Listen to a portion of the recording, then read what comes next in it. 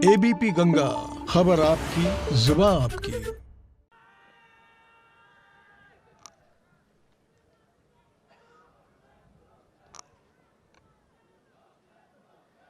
मेरे साथ बोलिए, भारत माता की। अरे भाई, मैं बीटीआर क्षेत्र में आया हूं, ऐसी आवाज होगी क्या? 1 साल हो गया शांति समझौते को। मोदी जी के आशीर्वाद से पूरे क्षेत्र को अब शांति और विकास मिलने वाला है। मोदी जी दिल्ली में है, उन तक आवाज जानी चाहिए। मेरे साथ दोनों हाथ उठाइए, उठाइए दोनों हाथ, अंत तक सभी लोग दोनों हाथ उठाए और विकास और शांति की मुट्ठी बींचिए और प्रचंड आवाज से बोलिए, भारत माता की, भारत माता की, भारत माता की। मंच पर उपस्थित असम के लोकप्रिय मुख्यमंत्री श्रीमान सर्बानंद सोनोवाल जी, असम के वित्त और स्वास्थ्य मंत्री मेरे मित्र श्रीमान हेमंत बिस्वा शर्मा जी, ये हमारे शांति समझौते के एक प्रमुख शिल्पकार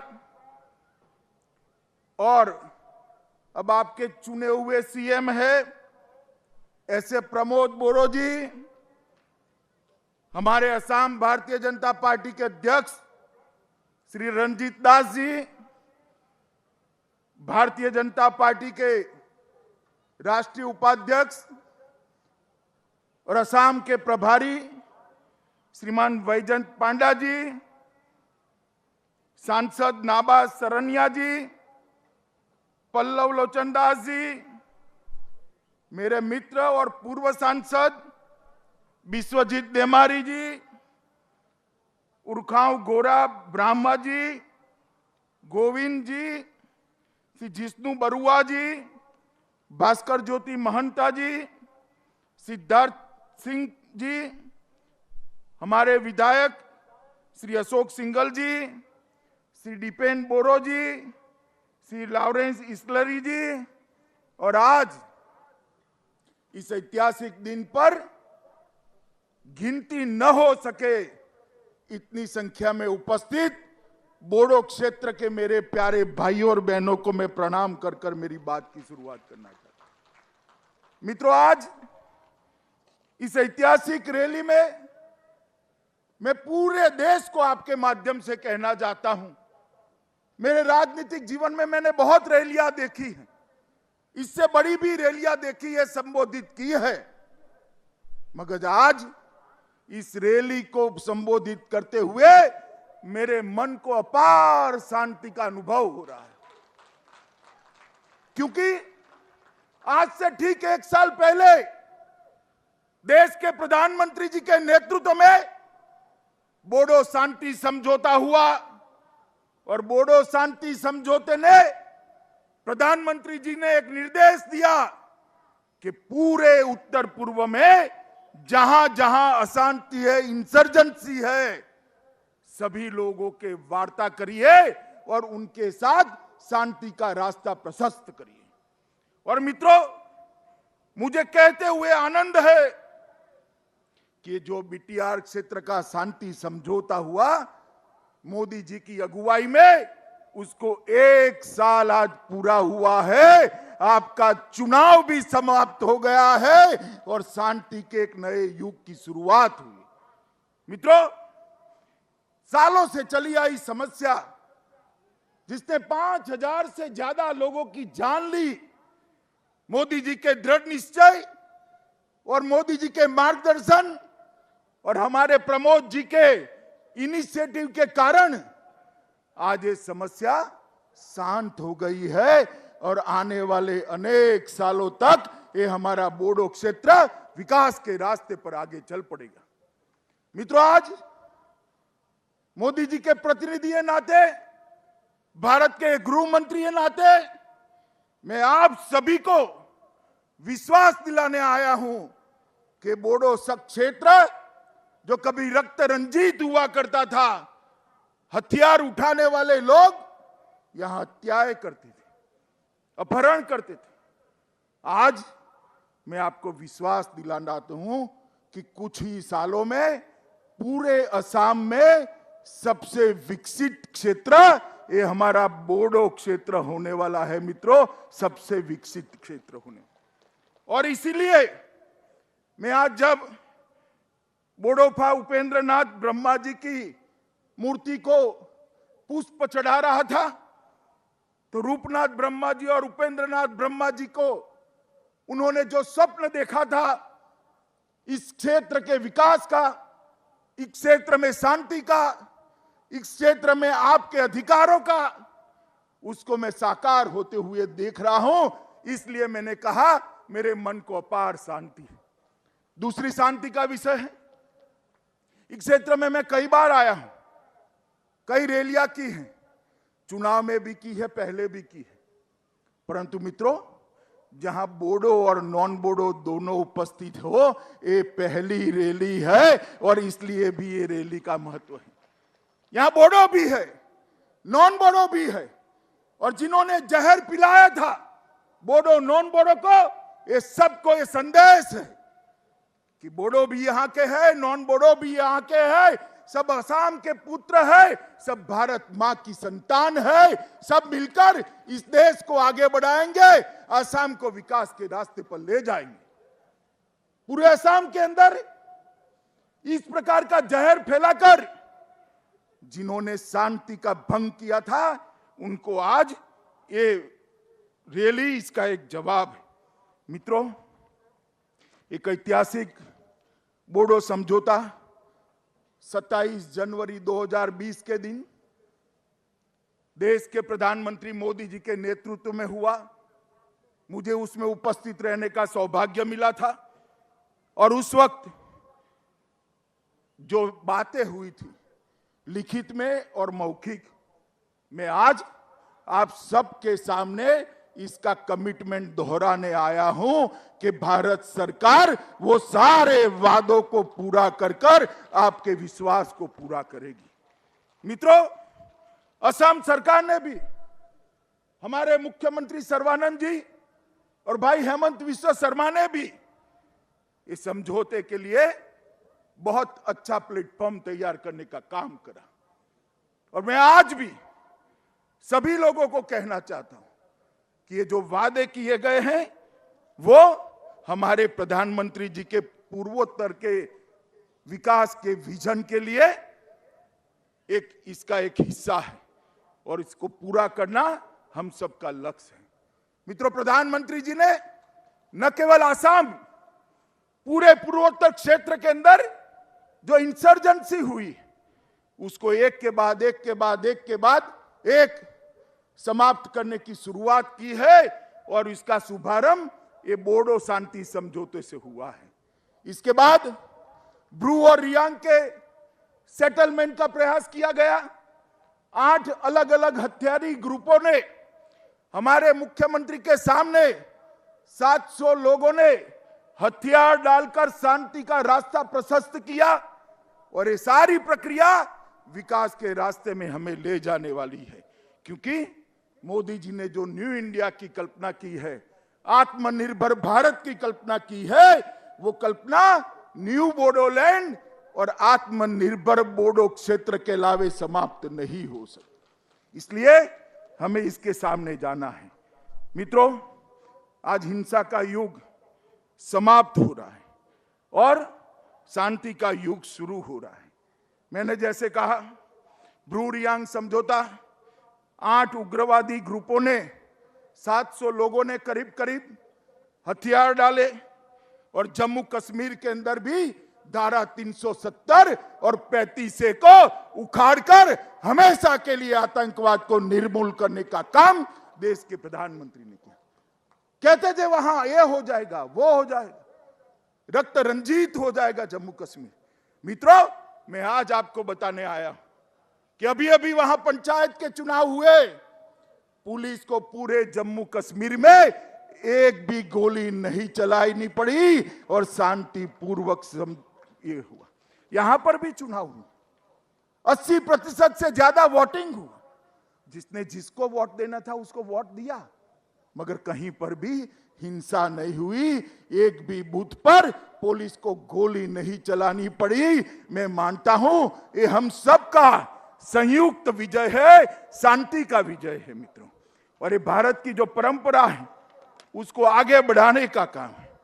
मित्रों, चुनाव को जिस प्रकार से हमने संपन्न कराया है, मैं आज आपको विश्वास दिलाने चाहता हूं, ये यूपीपीएल और बीजेपी का जो गठबंधन हुआ है, प्रमोद जी एनडीए में आए हैं, ये पूरे क्षेत्र के लिए शुभ साबित होने वाला है, आपका विकास का रास्ता आगे बढ़ाने वाला है। मित्रों, एनडीए में यूपीपीएल का आना और यहां यूपीपीएल बीजेपी की साझा सरकार बनना, वो बताती है कि आने वाले दिनों में पूर्ण बहुमत के साथ भारतीय जनता पार्टी की सरकार आसाम के अंदर बनने वाली है। ये इसका ट्रेलर है, ट्रेलर। और जो कांग्रेस पार्टी अपने कालखंड के अंदर शांति नहीं ला सकी, विकास नहीं ला सकी, वो आज हमें सलाह दे रहे हैं। मैं पूछना चाहता हूं कांग्रेस पार्टी को, इतने सालों तक असम रक्त रंजित रहा, ये मेरा बोडो क्षेत्र रक्त रंजित रहा, क्या किया आपने? जो भी किया नरेंद्र मोदी की भारतीय जनता पार्टी की सरकार ने किया। बहुत हो गए लड़ाई झगड़ा, अब विकास के रास्ते पर हमें आगे बढ़ना है। और मित्रों, मैं आज आप सबको अपील करने आया हूं कि जैसे सेमीफाइनल जीता है, फाइनल मैच भी उसी तरह से जीतना है। जरा मुझे बताओ, जीतना है ना? सब लोग सहमत है ना? मित्रों, ये रास्ता जो शांति का प्रशस्त हुआ है, वो पूरे क्षेत्र को विकास के रास्ते पर ले जाने वाला रास्ता है। और मित्रों, कांग्रेस पार्टी ने भी कई समझौते किए, मगर समझौते कभी समाप्त नहीं होते थे, उनकी अनुपालना नहीं होती थी। वादे तो बहुत करते थे, वादे पूरे नहीं होते थे। मगर मैं आपको बताता हूं, ये नरेंद्र मोदी सरकार है जो वादे प्रधानमंत्री करते हैं उसी को अपने ही कालखंड के अंदर समाप्त करते हैं। ये बोडो शांति समझौता कर कर प्रमोद जी मेरी ऑफिस में आए थे और उन्होंने मुझे कहा कि सारी चीजों का अनुपालना होना चाहिए। और मित्रों, मैंने उनको वादा किया था कि हम चुनाव के पहले पहले ये सारी चीजों को समाप्त कर कर आपके लिए और बोडो क्षेत्र के लिए शांति का काम करेंगे। मित्रों, आज मुझे कहते हुए हर्ष हो रहा है, जब 1 साल समाप्त हो रहा है बीटीएडी के आसपास के लिए जो बोडो संगठन की मांग थी कि जनजातीय बाहुल्य आबादी वाले गांवों को बोडो क्षेत्र के अंदर शामिल किया जाए और 60 सीटों तक ले जाने के लिए, यहां से लो ऐसा करना, 60 सीटें बनाने के लिए भी विचार की जाए। और इसके लिए एक आयोग का गठन, काम करने का काम हमने समाप्त कर दिया है। ये आयोग अब आसपास के गांवों का सर्वे कर कर निर्णय करेगी। बीटीएडी को बीटीआर के रूप में नामकरण करने का मांग था, उसको भी कर दिया गया है और ये पूरा क्षेत्र अब बीटीआर के नाम से जाना जाएगा। बीटीआर के बाहर रहने वाले बोडो गांवों के विकास के लिए बोडो कचारी वेलफेयर काउंसिल का भी स्थापना कर दिया गया है। जो छुटपुट बोडो भाई रहते हैं उनके विकास के लिए भी असम सरकार चिंता करेगी। और बीटीसी और बोडो काउंसिल, वेलफेयर काउंसिल के प्रतिनिधियों को शामिल कर कर एक सलाहकार समिति बनाने का भी काम कर दिया है। नए पदों का सृजन और खाली पद है, इसकी भर्ती के लिए असम के मुख्य सचिव की अध्यक्षता में एक कमेटी बनाई गई है, जिसमें गृह विभाग के भी प्रतिनिधि होंगे। और मित्रों, सबसे बड़ी बात है कि आत्मसमर्पण करने वाले सभी शरणार्थियों को 4 लाख रुपए की जो सहायता देनी थी, आज आपके सामने भी उसका चेक देने की शुरुआत भी ये भारतीय जनता पार्टी की सरकार ने करी है। बोडो भाषा को सम्मान देने का हमने वादा किया था। असम के मुख्यमंत्री और हेमंत विश्व शर्मा बैठे हैं। असम सरकार ने राज्य की सह राजभाषा का दर्जा बोडो लैंग्वेज को देकर आज वर्षों पुरानी मांग समाप्त कर दी है। बोडो मीडियम के स्कूल खोलने के लिए भी अलग डायरेक्टरेट स्थापना करने का काम शुरू कर दिया गया है और डायरेक्टरेट को निर्देशालय को स्थापित भी कर दिया गया है। असम सरकार उदुलगड़ी, बक्सा और चिरांग में 3 मॉडल डिग्री कॉलेजों की भी स्थापना कर रही है। हमारा एक और वादा हमने पूरा कर दिया है। बोडोफा उपेंद्रनाथ ब्रह्मा के नाम पर उत्कृष्ट सांस्कृतिक परिसर, इसकी स्थापना की भी प्रक्रिया हो गई है। चुनाव के पहले पहले इसकी स्थापना को भी हम परिपत्रित कर उपेंद्रनाथ ब्रह्मा को श्रद्धांजलि देने का काम करेंगे। मुझे एक घोषणा करते हुए बहुत आनंद हो रहा है मित्रों कि 500 करोड़ रुपए सिर्फ बोडो क्षेत्र के रोड नेटवर्क के लिए आवंटित किए गए हैं और ये रोड का जाला समग्र बोडो क्षेत्र को विकास के रास्ते पर ले जाएगा। मित्रों, बोडो समझौते में 5000 करोड़ का जो पैकेज निर्धारित किया गया था, इसमें सारी मांग होने के बाद ऊपर मैंने जो गिना है उसके अलावे 750 करोड़ रुपया और उसकी 65 योजनाओं को हमने चालू कर दिया है और उसमें से 570 करोड़ रुपया अलग से आवंटन भी हो चुका है।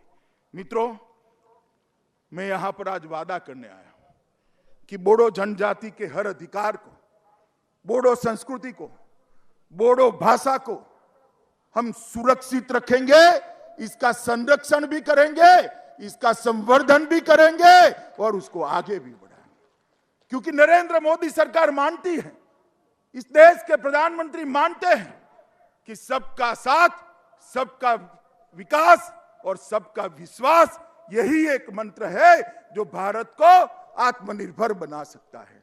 और प्रधानमंत्री जी का सीधा ध्यान है बोडो समझौते का अमल कैसे हो रहा है। और मैं आपको फिर से एक बार कहना चाहता हूं कि आर्थिक, सांस्कृतिक, शैक्षणिक हर प्रकार की प्रगति को हम सुनिश्चित करेंगे और साथ ही साथ आपके राजनीतिक अधिकारों का भी सुरक्षा हम करेंगे। उचित स्थान बोडोलैंड के हमारे प्रतिनिधियों को असम सरकार के अंदर भी मिलेगा। मित्रों, असम के अंदर 2014 में भारतीय जनता पार्टी की सरकार बनी और उसके साथ ही शांति, विकास और रोजगारी के एक नए युग की शुरुआत हुई। असम के अंदर सालों से अलग अलग नाम से युवाओं को गुमराह किया जाता था। कभी संस्कृति की बात करते थे, कभी भाषा की बात। कुछ नहीं होने वाला। असम की संस्कृति और भाषा को आपसे ज्यादा सुरक्षित करने का काम भारतीय जनता पार्टी करेगी। इसका ठेका किसी एक पार्टी का नहीं। और ये कांग्रेस पार्टी सालों तक असम को रक्त रंजित करती रही और अलग अलग प्रकार के आंदोलन करते रहे। मैं पूछना चाहता हूं, अगर ये आंदोलन न हुए होते तो आज हमारा असम कहां पहुंचा। सर्बानंद जी को मुख्यमंत्री बनाया, हेमंत जी सीनियर मंत्री बने। आज 5 साल में जो 70 साल में विकास नहीं हुआ था, वो विकास असम का हुआ है और ये शांति प्रक्रिया के लिए है। आज भी मैं कहना चाहता हूं कि आसामी, नॉन आसामी, बोडो, नॉन बोडो, ये झगड़े खड़े करने वाले लोगों को पहचान लीजिए। ये हमारे विकास के लिए नहीं कर रहे हैं, राजनीतिक रोटियां सेकने के लिए कर रहे हैं। और समय आ गया है कि आसाम की जनता को ऐसे लोगों को सबक सिखाने का। मित्रों, कल ही प्रधानमंत्री आए थे, लगभग 106 लाख, 1.06 लाख, 1,06,000 जमीन के पट्टों का वितरण किया। हमारे प्रमोद जी ने भी यहां पर वो पट्टों का वितरण किया। और मित्रों, जिस प्रकार से कोविड महामारी का असम सरकार ने सामना किया है, मैं हृदय से मुख्यमंत्री सर्बानंद सोनोवाल और स्वास्थ्य मंत्री हेमंत विश्व शर्मा को बहुत बहुत बधाई देना चाहता हूं कि इस विकट लड़ाई को बहुत अच्छे तरीके से दोनों ने नेतृत्व किया है। पूरी दुनिया के अंदर 1% के नीचे मृत्यु दर लाना बहुत कठिन माना जाता है, और मुझे कहते हुए आनंद है कि आसाम का मृत्यु दर पूरे भारत में सबसे कम बड़े राज्यों में 0.47% है, आधा % से भी नीचे है। और जो लोग बीमार हुए उसमें से 98% लोग आज स्वस्थ होकर अपने परिवार के पास लौट गए हैं। मैं फिर से एक बार आसाम के मुख्यमंत्री और स्वास्थ्य मंत्री, ये दोनों की जोड़ी को बहुत बहुत बधाई देना चाहता हूं। मित्रों, टीकाकरण का जहां तक सवाल है, ढेर सारे केंद्र बनाकर टीकाकरण को भी अच्छे तरीके से शुरू हो गए। और आसाम को, पूरे आसाम के अंदर मोदी जी ने प्रधानमंत्री गरीब कल्याण योजना के तहत अनाज भेजने का काम किया, धान भेजा, गेहूं भेजे, दलहन भेजे, किसानों को 3 बार सहायता भेजी, फ्री गैस के सिलेंडर भेजे, माताओं के बैंक अकाउंट में 3 बार 500 रुपया भेजा गया। और 4 लाख कामगार जो बाहर से आए थे उसको असम सरकार ने 4,000 रुपया प्रति व्यक्ति देकर उनके संकट के समय में सहायता की है। और जो विदेश में पढ़ रहे थे छात्र, उसको भी 1,000 अमेरिकन डॉलर की सहायता करने का काम ये भारतीय जनता पार्टी की असम सरकार ने किया है। मित्रों, स्वास्थ्य के क्षेत्र में गुवाहाटी में लगभग नया चिकित्सा महाविद्यालय 700 करोड़ 800 करोड़ की लागत से, एक एम्स, टाटा ग्रुप के साथ कैंसर अस्पताल, ढेर सारे काम यहां पर किए गए हैं। और सबसे बड़ा काम मैं ये कहना चाहता हूं कि हमारा आसाम गैंडों से जाना जाता है। ये धरोहर है हमारी, दुनिया भर के टूरिस्टों को यहां लाने की। सर्बानंद सोनोवाल ने जंगल को घुसपैठियों से मुक्त कर गैंडों के शिकार पर कंट्रोल लाकर आज ये पूरे क्षेत्र को टूरिज्म के लिए खुला है। असम माला के तहत लगभग नेटवर्क को इंप्रूव करने का बहुत बड़ा अभियान चलाया गया है। पुल और रेलवे क्रॉसिंग के लिए भी ढेर सारे काम किए गए हैं। मित्रों, किसानों के लिए भी ढेर सारे काम किए हैं। मगर नरेंद्र मोदी सरकार न केवल आसाम, पूरे उत्तर पूर्व के विकास के लिए कटिबद्ध है। मोदी जी स्वयं ये 2 टर्म में मिलाकर 40 से ज्यादा बार उत्तर पूर्व का दौरा करे हैं। सबसे ज्यादा दौरा करने वाला प्रधानमंत्री अगर कोई है तो हमारे प्रिय नेता नरेंद्र मोदी है। मित्रों, 14वें वित्त आयोग में जो ग्रांट मिली, कांग्रेस के 13वें वित्त आयोग से 251% ज्यादा ग्रांट दी। कांग्रेस 90,000 करोड़ दी थी, नरेंद्र मोदी जी ने 3,13,375 करोड़ रुपया दिए। मित्रों, डोनर मंत्रालय के ग्रांट में भी 65% वृद्धि की गई। सिक्किम में पोक्यांग में 550 करोड़ का हवाई अड्डा, असम में ब्रह्मपुत्र नदी पर 6,000 करोड़ का बोगीबिल रेल सह सड़क पुल, कुमारघाट अगरतला के लिए नई रेल लाइन, मीटर गेज को ट्रंक लिंक से ब्रॉड गेज में बदलने के लिए 8,000 करोड़, तुरियाल जल विद्युत योजना मिजोरम 1,400 करोड़, पारे जल विद्युत योजना अरुणाचल 1,600 करोड़, त्रिपुरा गैस आधारित बिजली प्लांट 1,100 करोड़, NH-44 त्रिपुरा के अंदर 800 करोड़, अरुणाचल के अंदर चांगलोंग खोंस सड़क 450 करोड़ और आसाम में NH-37 में 400 करोड़ रुपया का और निवेश। ढेर सारे काम। नॉर्थ ईस्ट की सभी राजधानियों को रेल से जोड़ना, हवाई मार्ग से जोड़ना और इसके माध्यम से नॉर्थ ईस्ट का विकास करना। मित्रों, मुझे विश्वास है कि मोदी जी के नेतृत्व में जो सरकार बन रही है, यहां पर भी आप भारतीय जनता पार्टी की सरकार बनाइए। भारतीय जनता पार्टी की ये डबल डेकर सरकार इस क्षेत्र का द्रुत गति से बहुत स्पीड के साथ विकास करेगी और विकास के नक्शे पर हमारे आसाम और बोडो क्षेत्र को पूरे भारत में सर्वप्रथम स्थान पर रख देगी। मित्रों, इस समुचित विकास के माध्यम से यहां टूरिज्म भी आएगा और हमने प्रमोद बोरो पर यहां की जनता ने एक बहुत बड़ा दायित्व दिया है। मैं बोडो जी को कहना चाहता हूं कि आप जरा भी चिंता मत करिए। राज्य सरकार और केंद्र सरकार इस क्षेत्र के विकास के लिए आपके पीछे चट्टान की तरह खड़ी है। आप आगे बढ़िए और शांति के युग की जो शुरुआत हुई है, इसको अगले चरण में ले जाने का काम करिए। और मित्रों, मैं फिर से एक बार कहता हूं, भ्रष्टाचार मुक्त, घुसपैठिए मुक्त, आतंकवाद से मुक्त और प्रदूषण से मुक्त असम अगर बनाना है तो मोदी जी के नेतृत्व में भारतीय जनता पार्टी भी बना सकती है।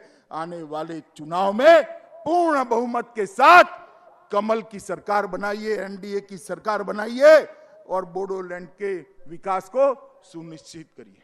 मैं पूछना चाहता हूं यहां उपस्थित सभी भाइयों बहनों को, बताइए, आप आसाम में फिर से भारतीय जनता पार्टी की सरकार बनाने के लिए तैयार है? सुनाई नहीं पड़ता, हाथ ऊपर कर कर जोर से बोलिए, तैयार है। और जोर से बोलिए, तैयार है।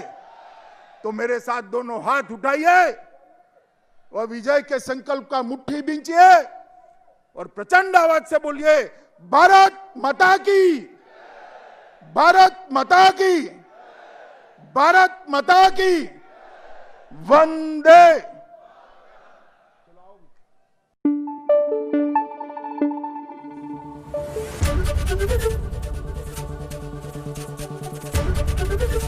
एबीपी गंगा, खबर आपकी, जुबान आपकी।